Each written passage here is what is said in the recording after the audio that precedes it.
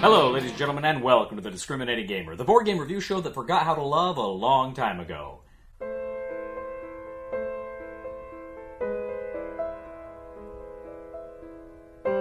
Anyway, ladies and gentlemen, today we're going to go ahead and take a look at Dual Powers from Thunderworks Games.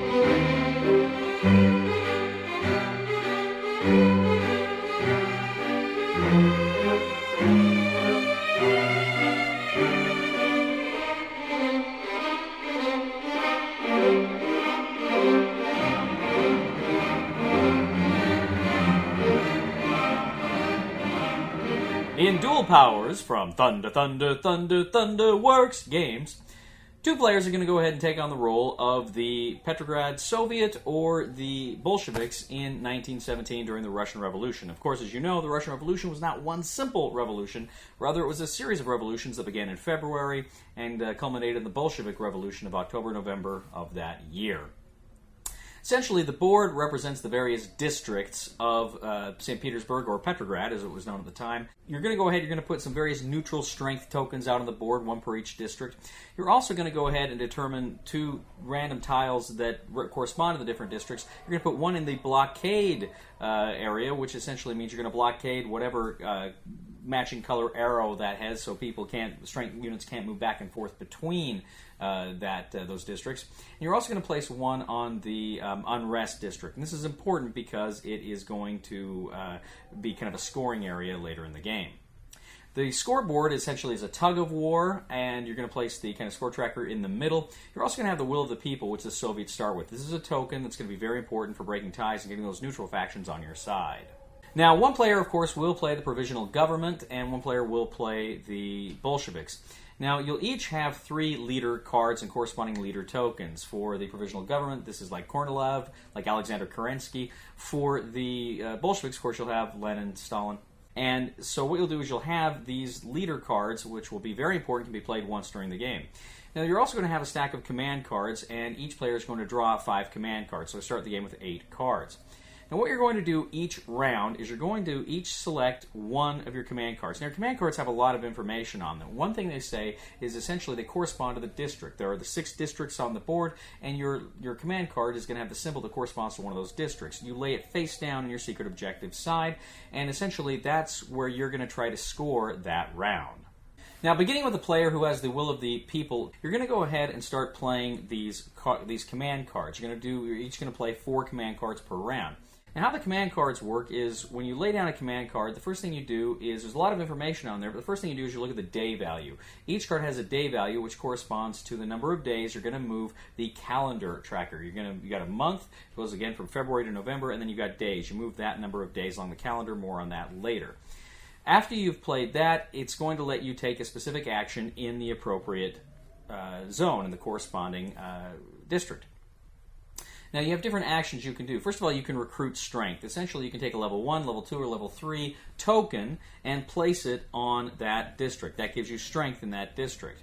You can move units from one district to another. You can double move them for essentially over to a total of 2 spaces through districts. And you can also refresh exhausted tokens. Essentially, tokens can become exhausted, meaning they're less powerful. You can flip them back over to their more powerful side. Now, some of the leaders have some more powerful things they can do. For instance, they can recruit your leaders. Essentially, put your leaders out there who generally have more strength. You can put them on the board. You can also mobilize the protest. Essentially, you're going to move the blockade token from one area to another area. That's something very important you can do. You can inspire the people. Essentially, you can steal the will of the token, the will of the people token from one side to the other side. You can even do espionage, where you can look at the other side's secret objective card for that round. Now, what you're trying to do is get the most strength into the unrest zone and to where your secret objective is, and try to anticipate where your opponent has a secret objective card, and maybe get more strength there as well. So what you're going to do is, after everybody's gone, laid 4 cards, you're going to go ahead, you're going to place cylinders in specific zones. You're going to place the number 1 in the unrest zone, then you're both going to reveal your secret objectives and place the 2 and the 3 in those zones as well, so you know which ones you're scoring. So you're going to total up your strength in the various districts that you are scoring. Now, if you have the Will of the People token, that means any neutral strength markers there, strength tokens there, actually support you. So whoever has the most strength in a region will get the points for that region of the board. Now again, the score is a tug of war, so it's going to kind of go back and forth along the score marker track. Now, as mentioned before, there is a calendar, and this calendar is important because what the calendar does is it's going to mean that how you score those regions, those districts, are based on what month it is. As the game progresses, those places are going to be worth more and more points. So that's very important to consider. But also, the calendar has some pretty funky other things as well. For instance, it's going to determine when Trotsky comes into the game. Trotsky is going to come into the game as a neutral, but through the course of the game, I think in July or August, he will become a Bolshevik, and he will act like a Bolshevik leader to give the Bolsheviks a little bit of a boost there. Now, also critically too, if you land if on your turn your marker lands on the 15th month of the day, or the 29th, 30th, or 31st month of the day of the month, rather, you are going to get a special bonus action. Essentially, a bonus action is going to let you do a bonus recruit, a bonus move, a bonus refresh, or going to let you bonus draw another card for your hand. Now, at the end of every round, after you've scored, you got a cleanup phase. Of course, you take the unrest tile off of the board, you move the blockade tile to the unrest, and you draw a new blockade. You move the blockade around, you get rid of your cards, just basic cleanup stuff like that. Now, the game ends in one of 2 ways. If ever a score marker reaches the end of one side or the other, then boom, immediately that means that side has won the game. That's it. But if by October or November, at the end of the scoring round, that would be the end of the game. Wherever you end up, that would be the end of the game. And then whoever has the most points at that side, essentially whichever side of the track the marker is on, they win dual powers. So that is the game in a nutshell. There's a little bit more going on there than that, but that's basically it. The game is somewhat reminiscent of Twilight Struggle, in that you've got the tug of war for the score card. The score track there, and kind of the way you're playing some cards, but it's a little different. It's not quite as thematic as Twilight Struggle. For instance, Twilight Struggle, the cards you're playing actually have kind of an actual historical thematic element to them.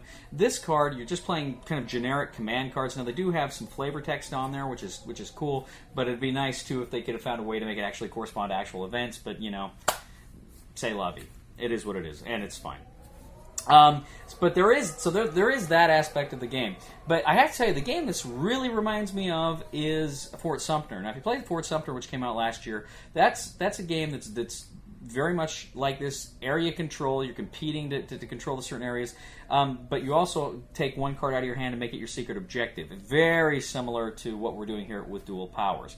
So they're very similar games. Fort Sumter and Dual Powers, very similar, I think, in a lot of ways. So there's that. Now, the gameplay itself is, of course, in this game, very competitive. The game you're seeing here that I played with Brian, it was funny because I for some reason I had it in my head on the last round that I had 2 more turns. I only had 1, so I was kind of saving this great move, but I didn't want to play my hand too early, so I played my last card and I lost the game. He was able to score regions, and I got his all the way over. So it was it bugged me. But it's an intense game. That's what I'm getting to. It's really intense when you're really competing for those battles, when you're really competing for those districts, and you're playing the cards, and you're trying to be subtle. You don't want to tip your hand, just like in a Twilight Struggle, right? You don't want to tip your hand, but at the same time, you've got to get your objectives. It's very good, very well done. You're also, of course, kind of limited by what cards you have and how you can play them. That's always a mark of a fun and interesting game like this. So I really like that quite a bit as well.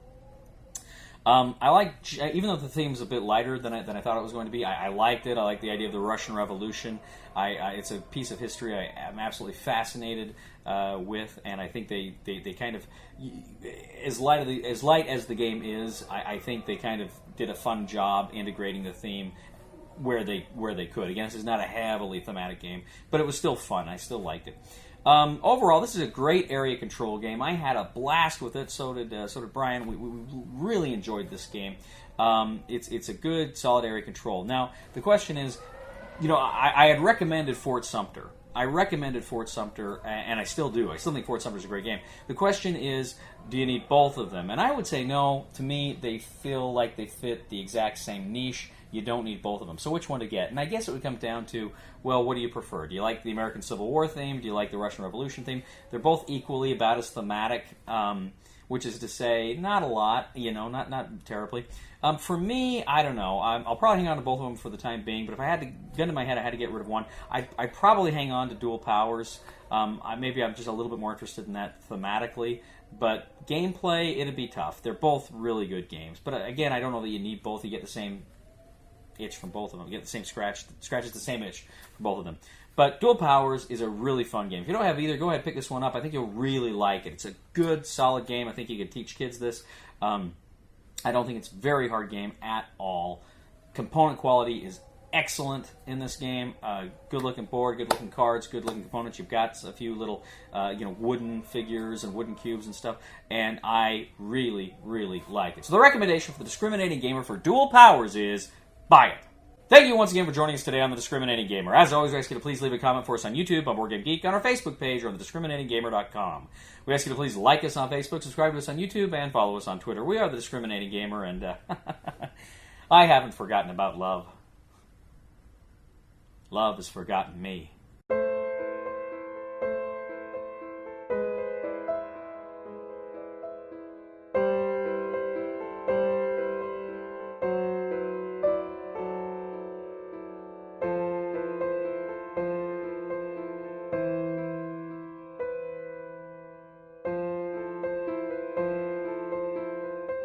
Should I shoot the freighter captain? Stand down, weapons! I'm just saying.